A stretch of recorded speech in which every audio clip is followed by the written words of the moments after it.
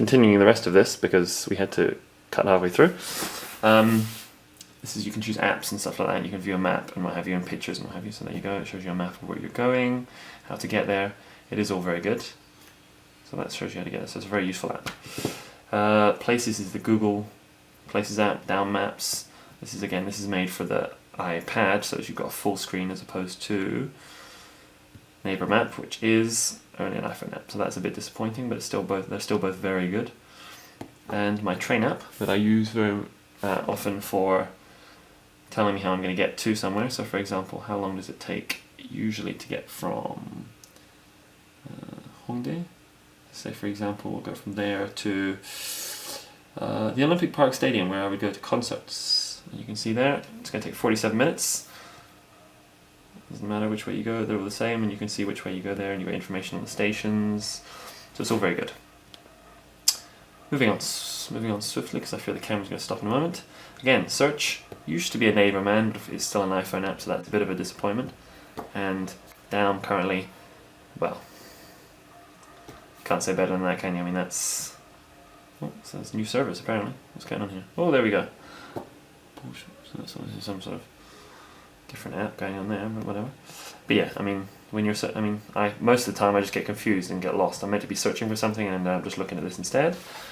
Okay, must stop before I continue looking at that again. Google CGV app is quite useful for the iPad. I don't watch enough movies, but I have got it just in case I do decide to do something. You can watch movie trailers and stuff like that. Of all the movies that are out at the moment, it's no doubt it's one of the best apps I've got, I think, despite not using it. You can also, I think you can also buy tickets on here. Use my current location. So I mean, it can show you what's going on, when it's on, and so on and so forth. So I mean, there you go. It'll tell me where I can go and see it, how, and then I presume I can go and book tickets from that. I'm not entirely sure. That's pretty cool. Moving on next to social apps. This is IMO.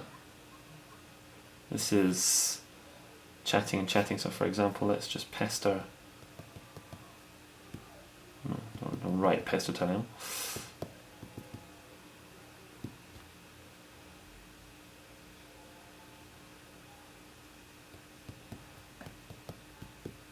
So you are being recorded.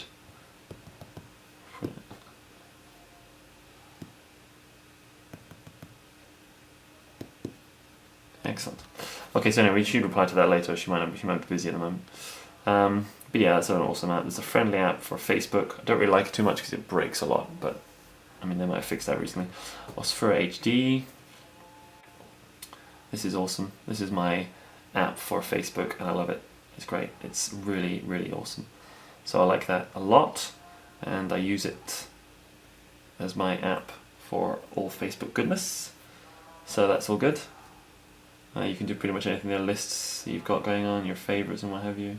Don't have any favourites. Nearby tweets. Whoa, there we go. Wow, there's people tweeting nearby. Oh, hello. This is weird, seeing people that are actually tweeting near me. That is a bit peculiar. But anyway, there's Alex. Anyway, so I might randomly start, I don't know, if I find some more people I might start poking them and saying, hello, I live near you. But I'm not a stalker. Don't fear. Anyway, they'll all be Koreans, obviously. Me today for my apps: Tumblr, which I haven't used yet, WordPress app, and Skype, which is pretty successful. I just would like a full version of Skype as opposed to a small version. So that will come soon. What else are we on? Travel apps. There's nothing much in here so far. There's just these heritage apps. For example, just a slideshow of awesome pictures from Paris. Just things to do when I'm a bit bored, I guess. Something else I can look at later. Video apps, a YouTube, which you've all seen, and the GOM player. Because I live in Korea, it just loads incredibly fast. So let's choose just something. Some kind of music. Category. Music. Let's see who do we want to look at. Well, there we go. T-Bomb's Abandoned teaser. I have no idea what this is. Okay, this is short because it's a free app. Whoa.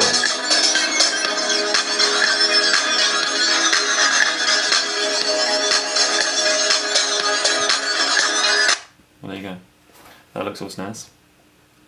And you can view that full screen and short screen. It comes out very nice, and the quality is pretty good, comparably. And as I say, it comes in a, what's this? Tagged under 2 p.m. Incredible. Unless there's a, I won't say any more about that. What are we going on here? So anyway, you can do all these different things. There's all these different ones. There's OK music video. So this is not really important. Don't want to rewatch it again.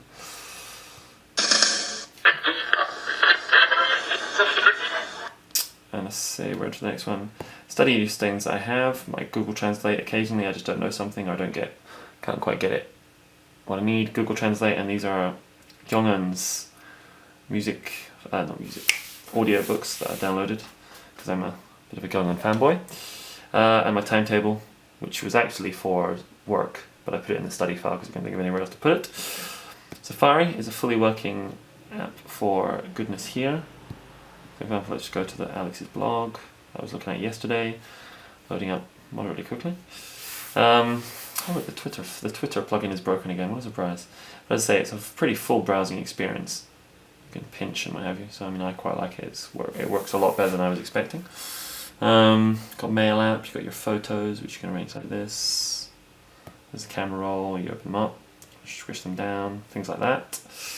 Videos. I've only got one video on here at the moment. Angels and Demons, or maybe not. I'm about halfway through a video, so that's why it took a while. So this thing I've got, but it's a nice app for so very good.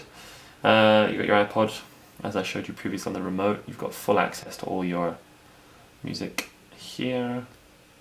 You can shift through all of that. You can obviously do it by letter, audiobooks and what have you, podcasts, things like that. So that's all very good. Actually, I do need to get podcasts put on here. I don't have them. Where else are we at? Let's have a look. And obviously your settings page, where you have access to all your, like you've got an quick for airplane mode. You can view where the Wi-Fi is. You can handle all your notifications.